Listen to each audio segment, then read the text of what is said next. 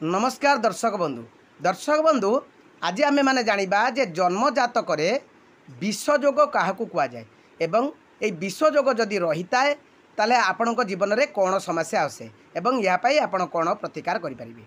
दर्शक बंधु आपणकर जन्मकुंडली खोलिबे देखिए जे आपणकर लग्न भाव जेकोसी हाउस रे हो बा जेकोसी भाव हो घर में हो आपणकर शनि सहित जदि चंद्र बसी था अर्थात आपणकर जोड़ी चंद्र बसती से आपणकर राशि आपणकर मकर घरे चंद्र बसते मकर राशि मेष घरे चंद्र बसते मेष राशि कर्कट घरे चंद्र बसते कर्कट राशि तुला घरे चंद्र बसते तुला राशि तेणु आपणकर जेकोसी हाउस रे चंद्र तो निश्चित बसी तेणु चंद्र जो हाउस रे बसी सहित जदि शनि बसी ताले आपण जानिबे जे आपणकर जन्मजातक विषयोग अच्छी या विषयोग कहुए। यार अर्थ कौन ना जन्मजातक शनि होती कर्मर देवता न्यायर देवता आ चंद्र होती शीतलर देवता मन कारक बा चंद्र होती आमर सब शुभ कारक। तेणु शनिंकर चंद्रकर जिते मिलन हुए से आपणकर से विषयोग सृष्टि हुए कारण उभयों भितर आदौ पड़े ना।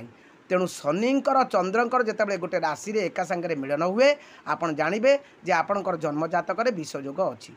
तेणु या द्वारा आपणकर विभिन्न समस्या हुए आपणकर मानसिक अस्थिर हुए रात्रि निदा भल ना शारीरिक अस्वस्थि हुए आपड़ कौन कम आगबर हो पारती ना जदि भी कम को जाती आप से कम थकापण निर्माण करती एवं या सहित आपणकर विभिन्न समस्या होता है विभिन्न फैमिलियारी बा आपणकर पारिवारिक समस्या हो बा आपणकर बाह्य समस्या हो समस्या निश्चित भाव रही है। दर्शक बंधु यार प्रतिकार अच्छी आपण यार प्रतिकार करी आपण एथिरु निश्चित मुक्त हो पारिबे। जय जगन्नाथ नमस्कार।